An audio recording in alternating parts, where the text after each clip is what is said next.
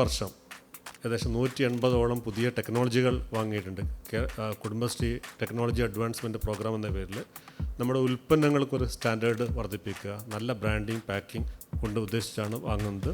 കുടുംബശ്രീ സംഘടിപ്പിച്ചിട്ടുള്ള മാധ്യമപ്രവർത്തകർക്കുള്ള ശില്പശാല വളരെ സന്തോഷത്തോടുകൂടി ഉദ്ഘാടനം ചെയ്തതായി ഞാൻ അറിയിക്കുകയാണ്. ഈ ശില്പശാലയിൽ കുടുംബശ്രീ പുതുതായി ഏറ്റെടുക്കുന്ന പ്രവർത്തനങ്ങളെക്കുറിച്ച്, നടത്തിക്കൊണ്ടിരിക്കുന്ന പ്രവർത്തനങ്ങളെക്കുറിച്ചൊക്കെയുള്ള വിശദമായിട്ടുള്ള പ്രസൻറ്റേഷനുകൾ നിങ്ങളുടെ മുമ്പിലുണ്ടാവും.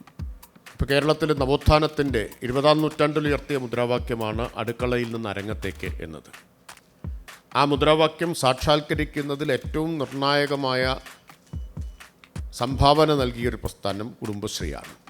മാധ്യമപ്രവർത്തകരുടെ സംശയങ്ങൾ എന്നിവ ഉന്നയിക്കുന്നതിനും അത് സംബന്ധിച്ച് വ്യക്തത വരുത്തുന്നതിനും ഒക്കെയുള്ള ഒരവസരം എന്ന നിലയിലാണ് ഈ മാധ്യമപ്രവർത്തകർക്കായിട്ടുള്ള ശില്പശാല സംഘടിപ്പിച്ചിട്ടുള്ളത്.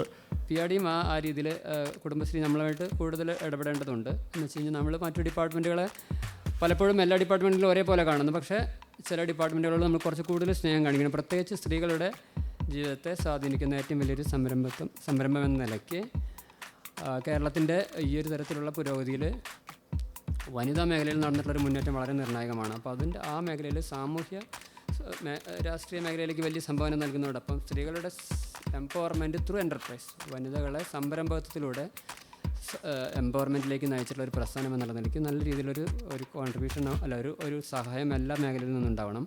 ശരിക്കും പറഞ്ഞാൽ നമ്മുടെ ഈ വികസനോന്മുഖ ജേർണലിസം എന്ന് പറയുന്ന മേഖലയിൽ ഈ കുടുംബശ്രീക്ക് കൂടുതൽ പ്രാധാന്യം നമ്മൾ മാധ്യമങ്ങൾ കൊടുക്കേണ്ടതുണ്ട് എന്നാണ് തോന്നുന്നത്. കാരണം ഇപ്പോൾ മിനിസ്റ്റർ പറഞ്ഞു, ദിനേശ് സാറ് പറഞ്ഞു, ഈ നവീന ആശയങ്ങളുമായിട്ട് മുന്നോട്ട് പോവുകയാണ്. ഇതൊരു ദാരിദ്ര്യ ലഘൂകരണം എന്നതിൽ നിന്ന് മാറി മറ്റൊരു സങ്കല്പത്തിലേക്ക് പോകുന്ന ഘട്ടത്തിൽ നമ്മുടെ ഡെവലപ്മെൻ്റൽ ജേർണലിസത്തിൻ്റെ ഭാഗമായി തന്നെ കുടുംബശ്രീയുടെ ഇനിയുള്ള പ്രവർത്തനങ്ങളെയും കാണാൻ നമ്മുടെ മാധ്യമങ്ങൾ തയ്യാറാകണം.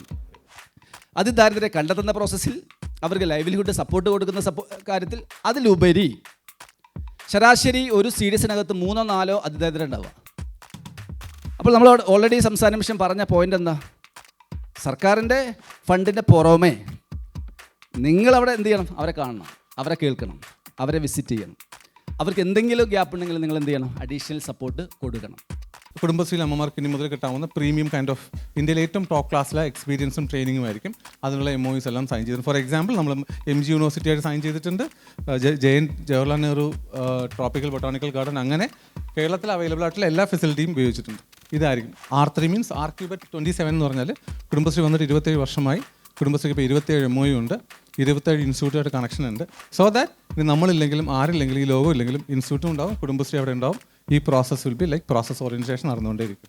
ഈ അടുക്കളയിൽ നിന്ന് അരങ്ങത്തേക്കെന്ന് പറയുന്ന കാര്യം കൃത്യമായി അത് പ്രാക്ടിക്കലായത് നമ്മുടെ കുടുംബശ്രീയുടെ പ്രവർത്തനങ്ങളുമായിട്ട് ബന്ധപ്പെട്ട.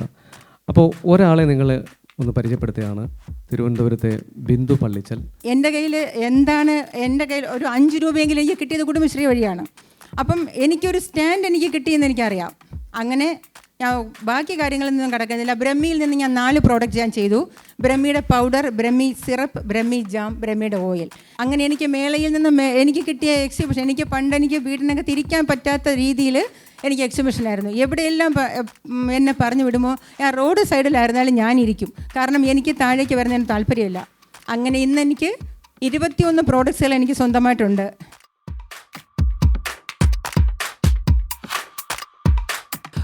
പ്ലേ സ്റ്റോറിൽ നിന്നും പോക്കറ്റ് മാർട്ട് ഡൗൺലോഡ് ചെയ്യുക. ഡൗൺലോഡ് ചെയ്ത് കഴിഞ്ഞാൽ പ്രോഡക്റ്റ് അതിൽ വിസിബിളാണ്.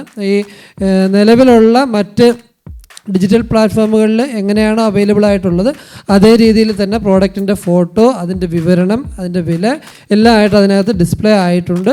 അതിൽ നമുക്ക് ക്ലിക്ക് ചെയ്ത് കഴിഞ്ഞാൽ ഇൻഡിവിജ്വൽ പ്രോഡക്റ്റ് നമുക്ക് കാർട്ടിലേക്ക് ആഡ് ചെയ്യാം. പേയ്മെൻറ്റ് ഓൺലൈനായിട്ട് തന്നെ ചെയ്യാൻ പറ്റും. അങ്ങനെ ചെയ്ത് കഴിഞ്ഞാൽ നമുക്ക് അത് ഡെലിവറി പാർട്ണർ വഴി ചെയ്യാനും പറ്റും.